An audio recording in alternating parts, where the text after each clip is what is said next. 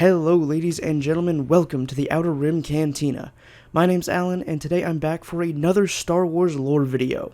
This time I'm talking about Kyber Crystals and different lightsaber color meanings. Before we get into it, I want to give a quick shout out to Blue Hope for leaving a comment on my last lore video suggesting this topic. If you have a lore topic you want to explore, feel free to leave it down in the comment section of this video. Now, as usual, I'll be talking about both canon and legends lore surrounding Kyber Crystals and Lightsaber Colors, but let's start off with canon. In canon, Kyber Crystals, or simply known as Kyber, are rare crystals with a strong affinity to the Force. They grow naturally on various planets around the galaxy, but some planets, such as the ice world of Ilum, have particularly high concentrations of the crystals. Kyber crystals were used by both the Jedi and Sith in construction of lightsabers. As part of the Jedi training, younglings were sent to the Kyber caves of Ilum to seek out their own lightsaber crystal. The unique luster of Kyber crystals possessed what was called the Water of the Kyber by the Jedi. Occasionally, even rarer giant forms of Kyber crystals could be found around the galaxy. These giant Kybers were used by the ancient Sith to power their superweapons. Kyber crystals had an affinity to the Force, and concentrated that Force energy throughout the crystal structure. The crystals also possessed a type of collective consciousness which somewhat resembled sentience, and had the ability to communicate with one another non-verbally, as well as communicate with living beings attuned to the Force, such as the Jedi and Sith. Kyber crystals contained both organic and non-organic matter, and were stable even at the pressures and temperatures in the core of large stars, which made them impervious to fire and hammering. The unusual strength of these crystals made them impervious to almost any kind of tampering, and could even survive the violent explosions of a lightsaber's power grid, as would happen when the emitter matrix became inverted during the lightsaber's construction. Every Kyber crystal, regardless of size or shape, was attuned to the Force, and only responded to life. If one was to place a Kyber on a towel or sheet, the crystal would not warm the surface, but if one held the crystal in their hand would become warm as the Kyber resonates with that person's life energy. Veins of Kyber, called Kyberite, would usually be found after having risen to the surface through fault lines. Some could, though, be found growing inside of caves, lava tubes, or fault zones in their primary in situ position. The Kyber crystal was the primary piece needed for the construction of a lightsaber. The crystal focused the energy created by the weapon into its distinct plasma blade. Kyber also formed a special connection with the Jedi, sharing that connection for tens of thousands of years through soft songs that only those attuned to the Force would be able to discern. When younglings were sent to Ilum to find their own Kyber crystal, they would hear a soft harmony which would attract them to their matching crystal. If a youngling found a crystal that wasn't meant for them, it would be cold to the touch. The crystals lacked color in their raw form, only gaining color once they were chosen by a Jedi. Most crystals took on a shade of blue or green based on the user's own spiritual alignment.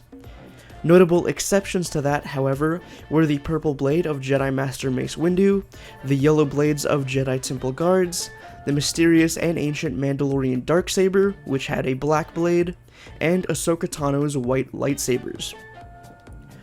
While we don't know much about why a crystal might take on an unusual color such as purple, or why all and only Temple Guards wield yellow blades, we do know a variety of lightsaber colors have been seen throughout the galaxy. Those colors are amethyst or purple, black, blue and light blue, crimson or red, green or yellow-green, orange, white, and yellow. The origin of many of these colors remain a mystery, but we do know where the Sith get their crimson red blades, and how Ahsoka Tano obtained her white blades. Red is not a natural color of Kyber, as the crystals were naturally attuned to the light, resisting any temptation of the dark. In order to turn a Kyber crystal red, a Sith must bleed the crystal by pouring their own will into it, forcing the crystal to submit as if it were a living person, resulting in the distinctive crimson blades of the Sith. The process of bleeding a crystal could be reversed through what is known as healing the Kyber. The corrupted crystal could be purified and cleared of the dark side, which turns the crystal to white, indicating its purity. The only known instance of this is when Ahsoka Tano purified the Inquisitor known as the Sixth Brother's lightsaber crystals after defeating him in battle. After the fall of the Jedi Order and Galactic Republic, Emperor Palpatine used the power of Kyber in the construction of his Death Star battle station, using the crystals to power the station's massive, planet-destroying laser cannon. That's pretty much everything we know of the Kyber Crystals and Lightsaber Colors in canon. This is something that has changed rather significantly from the old Legends content, and hasn't been fully explained yet. Things like only Jedi Temple guards having yellow lightsabers can be chalked up to George Lucas saying so, but the other colors mentioned have yet to really be explained. But now, let's move on to Legends. In Legends, lightsabers were not exclusively powered by Kyber, rather an abundance of different crystals, gems, stones, or other objects found around the galaxy. These power sources were primarily found in the Adega system, Ilum, and Dantooine in the Crystal Cave. The Jedi and Sith used a variety of techniques and crystals to produce distinct colors for their blades, with some even having unique effects or abilities, such as enhancing the force skills of a user. One of the biggest differences between Legends and canon lightsabers is that in Legends, not all lightsaber crystals have to be crystals at all.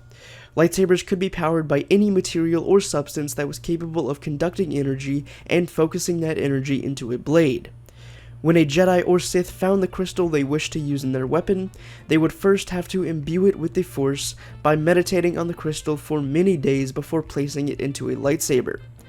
While most Jedi used natural crystals in their weapons, Sith primarily used red synthetic crystals. An exception to this, however, was Luke Skywalker using a synthetic crystal in his lightsaber because he had no access to natural crystals on Tatooine. Sith-made synthetic crystals were usually stronger than a Jedi's natural crystal after being imbued with the dark side of the Force, and some Sith even wielded blades so powerful they could break the blade of a Jedi. Around 4000 BBY is when lightsaber colors were used to indicate the class of a Jedi. Blue for Guardian, a Jedi who used the Force on a physical level for combat; green for Consular, a Jedi who preferred to reflect on the Force itself, focusing on the light and dark; and yellow indicated a Sentinel, a Jedi who created a balance of both combat and scholarly pursuits. The practice of indicating rank by color would die out in the years to come as more Jedi preferred the convenience of getting a blue or green crystal from the caves on Ilum, with colors like purple, yellow, and orange becoming exceedingly rare. After the fall of the Jedi Order at the hands of the Empire, and the subsequent rebirth of the new Jedi Order, the Jedi no longer had access to the crystal caves of Ilum, and so returned to the practice of using various crystals and gems to create unique lightsaber colors. That's it for Legends lightsaber crystals and colors as well. Personally, I like the new canon of lightsabers better than the old Legends material. Having each crystal belong to a specific Jedi, and the color of that crystal based off the Jedi's alignment with the Force, just seems a lot more interesting to me than a lightsaber powered by some random crystal, gem, etc. While that does seem cool, and gives the ability to have an almost infinite number of colors to a Jedi's blade, the new canon around Kyber Crystals makes them more significant and personal in a way. I do hope we get to learn what makes the Kyber Crystals take on a different color than blue or green in the new canon soon, such as with Mace Windu's purple blade. We can make an educated guess that it's because Mace uses a bit of the dark side when he fights, and therefore his alignment in the Force might be more so leaning towards the dark than the light, and that's why the crystal turned purple. The other colors like yellow, orange, and black remain a mystery, but hopefully we'll learn more about them soon enough. We may even learn a bit more about the Darksaber in the Mandalorian series. Who knows? As always, I'd love to hear from you down in the comments. Do you prefer the new canon Kyber Crystal lore, or the old Legends lore around lightsaber crystals and colors? If you enjoyed this video or any of the other content here in the Cantina, I'd really appreciate it if you left a like on the video, as those really do help a small channel like this, and consider subscribing so you never miss an upload. That's all the time I've got today. I hope to see you back here in the Cantina again for another Star Wars video. Until then, may the Force be with you.